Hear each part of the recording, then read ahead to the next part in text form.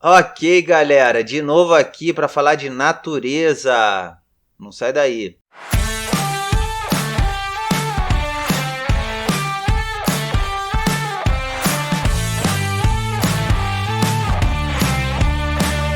Vou repetir para já chegar se inscrevendo, se não está inscrita, se não está inscrito, curtindo, compartilha, comenta, mostra para o algoritmo que esse é um conteúdo que merece engajamento, que merece distribuição, hein? E agora vamos continuar falando de natureza, vocabulário latino da filosofia.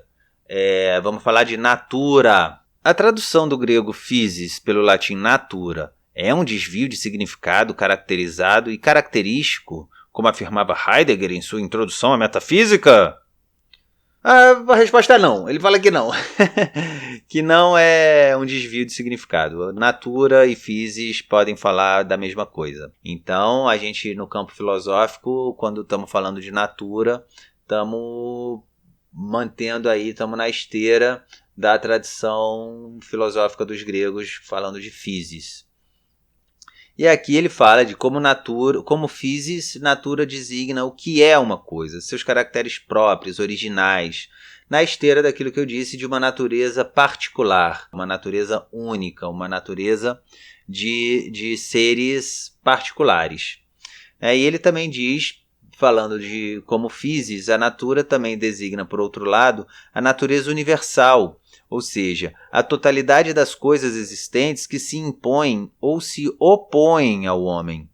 Aquele que exige viver de acordo com a natura, é Catão, o estoico quem fala, deve procurar seu ponto de partida no mundo como um todo e no modo como ele é administrado.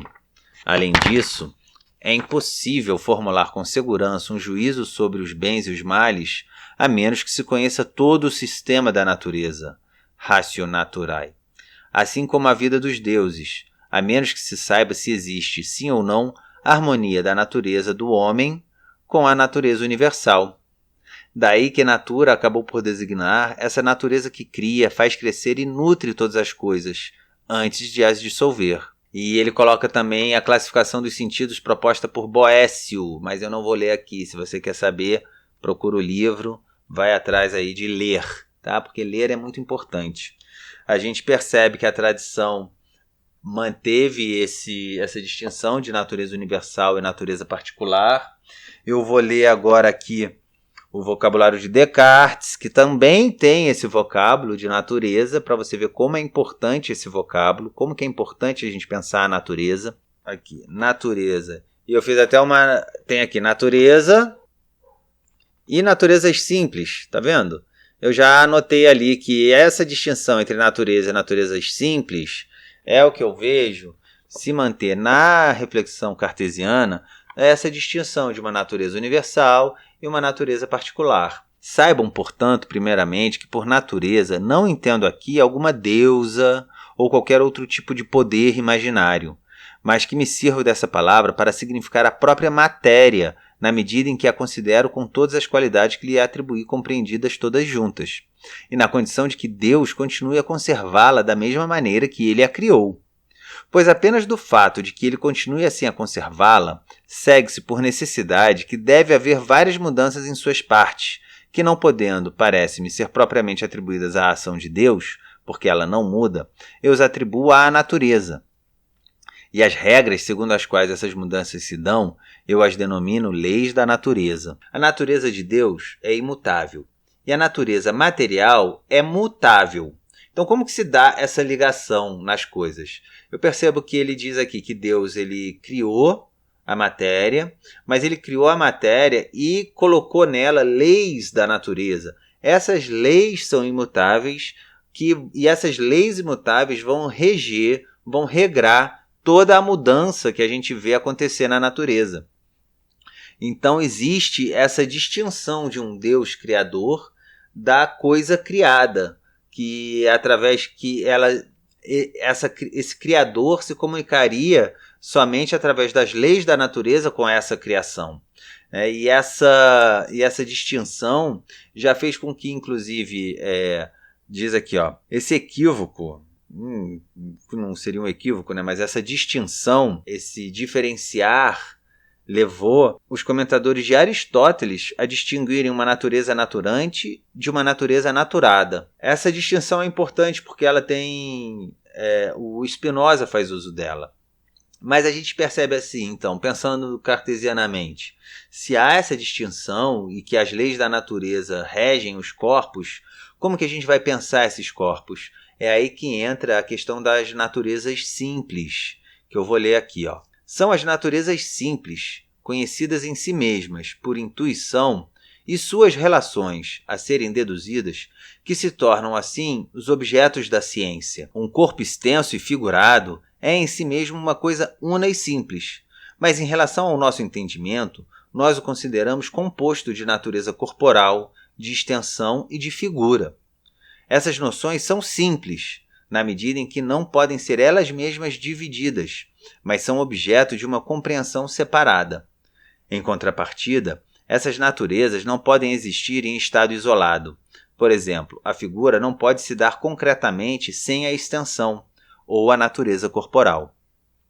A natureza simples é, portanto, um elemento intelectual, e não uma coisa como um átomo ou um corpúsculo presente no corpo concreto. E Descartes ele é muito importante na tradição, como eu já falei, por fazer essa cisão da mente e do corpo. E como que através da mente a gente consegue perceber as naturezas simples, como no caso a extensão, né, a ocupação no espaço e a figura. Essas duas coisas são naturezas simples, mas elas são uma divisão intelectual. Você não consegue dividir no corpo essas duas naturezas. Então é a ação do intelecto, é a ação de pensar que faz com que você perceba as naturezas simples. E essa ação é o que fundamenta, por exemplo, o exercício científico. O começo da ciência se dá em perceber como que o intelecto vai fazendo essas divisões e achando essas naturezas simples. Tá? Aí a gente vai para o vocabulário do Spinoza, que aqui no vocabulário do Spinoza existe uma diferenciação. Existe uma novidade em relação à natureza, porque não tem um vocábulo da natureza aqui, como tem nos outros, mas tem um vocábulo que é Deus ou natureza. Viu? Um dos principais esforços do Spinoza foi tirar essa separação entre um Deus que criou e a coisa criada. Apesar de que essa separação implica dificuldades, né? E a gente vê como que o Spinoza lidou com essas dificuldades. Deus ou natureza é a única entidade, a única força causa de si. A gente vê a natureza como causa de si, né? Ela causa a si mesma, Deus causa a si mesmo. E fica, de fato, claro que o que é causa de si mesmo não poderia deixar de se causar, de se produzir e, portanto, de existir. Toda a questão é saber se é possível aceitar logicamente uma causa de si que, por definição, é também efeito de si, de modo que a diferença entre causa e efeito se apague. Pois a ética nada mais é que o desenvolvimento da causa de si. Distingue-se nela, com efeito, a exemplo de Guerreau, um Deus causa, ou natureza naturante, ou seja, o conjunto infinito dos atributos, eles mesmos infinitos.